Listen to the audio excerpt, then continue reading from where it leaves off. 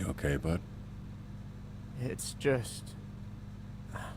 I'm just mad. Yeah. I'm a little mad, too.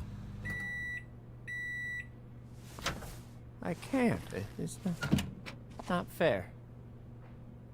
Invisigal was the one who... And then Chase shouldn't have...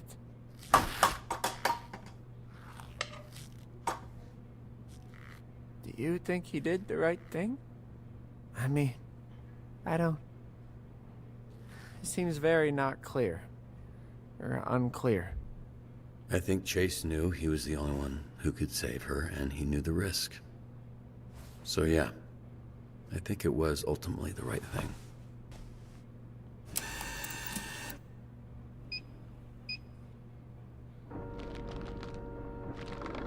Fuck. Case in point.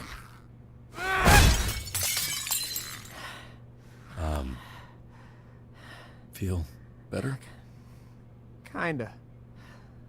I'll clean it up.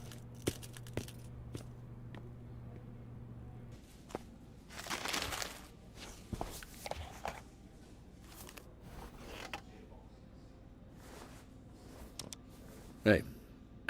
So, you've all probably heard some version of what happened.